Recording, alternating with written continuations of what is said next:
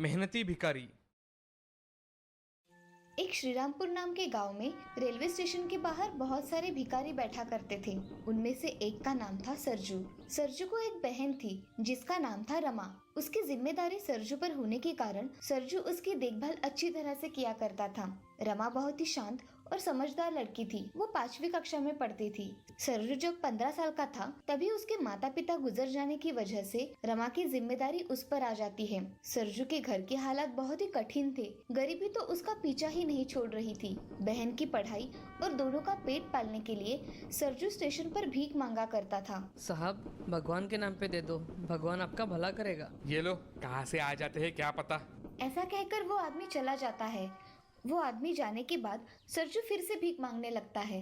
भगवान के नाम पे दे दो भैया, तुम्हारा भला होगा, भगवान तुम्हारी हर इच्छा पूरी करेगा। बेटे, भगवान ने तुम्हें ये 2 हाथ दिए हैं, वो भीख मांगने के लिए नहीं दिए हैं। बेहतर है तुम कुछ काम धंधा करो। ऐसा कहकर बूढ़ा आदमी वहाँ से चला जाता है। ये सब सुन सरजू को बहुत बुरा लगता है। वो मन में ठान लेता है कि मैं अपनी पढ़ाई पूरी नहीं कर सका, मगर मैं अपनी बहन को बहुत पढ़ाऊंगा और उसे उसके पैरों पर खड़ा करूंगा। ये सोचकर वो फिर से भीख मांगना शुरू कर देता है। तभी उसकी नज़र एक चाय वाले की दुकान पर जाती है। उसके यहाँ बहुत सारे लोग काम कर रहे थे।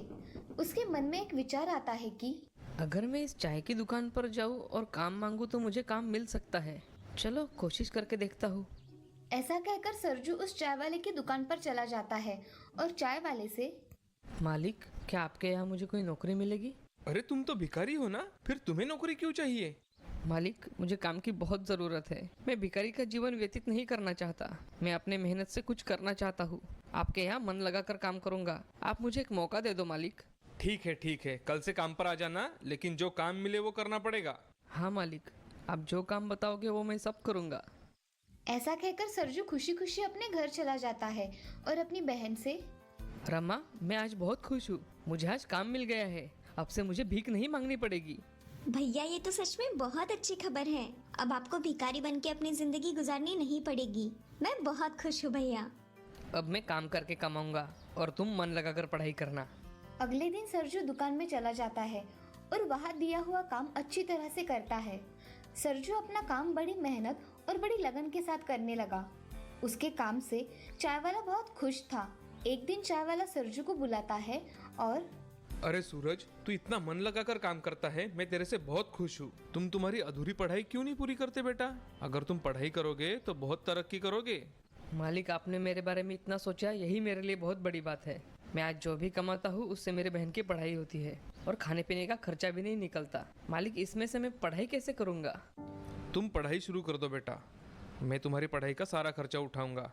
और हाँ, जब तुम्हारे पास पैसे आ जाएंगे तब वापस कर देना, ठीक है? ये सब बातें सुन सरजू की आंखें भर आती है और सरजू रोने लगता है। मालिक, हमारे माँ पिताजी के बाद सिर्फ आपने ही मेरा साथ दिया है। आपका यह एहसान मैं जिंदगी भर नहीं भूलूंगा। चलो अब काम करो, और हाँ, आज से रात के स्कूल के लिए एडमिशन करवा लो, ठीक है? हाँ मालिक। ऐसा कहकर सरजू अपना काम करने चला जाता है और शाम के समय नाइट स्कूल में खुद का एडमिशन करवाता है। ये सब सरजू के लिए एक सपना ही था। अब सरजू सोचता है कि अगर मैं कुछ और काम करूं तो पैसे भी मिलेंगे और मालिक का थोड़ा कर्जा भी चुका दूंगा। अब यही बात सोचकर सरजू सुबह उठकर पेपर डाला करता था और चाय की दुकान पर आकर मन लगाकर काम किया करता था, और उसमें जो बचा हुआ समय मिलता था उसमें वो अपनी पढ़ाई पूरी करता था। इधर सरजू और उधर रमा दोनों भी बहुत होशियार बच्चे होने के कारण रमा भी स्कूल में पहले नंबर से आया करती थी। अब एक दिन रमा अपने भैया से भैया, मैं सोच रही हूँ कि चाय वाले चाचा के यहाँ अगर हम कुछ खाने की चीजें रखें और कुछ नाश्ते को बनाएं तो उनका दुकान बहुत अच्छा चलेगा और आमदनी भी अच्छी आएगी। तुम्हारी कल्पना बहुत अच्छी है रमा। मैं मालिक से बात करके देखता हूँ। अगर उन्होंने हाँ कह दिया तो हम उसमें बहुत मेहनत करेंगे। हाँ भैया, मुझसे जो बन पड़ेगा वो मैं मदद करूँगी। हाँ रमा, मगर तुम सिर्फ तुम्हारी पढ़ाई पर ध्यान दो, बाकी सब मैं देख लूँगा। हाँ भैया।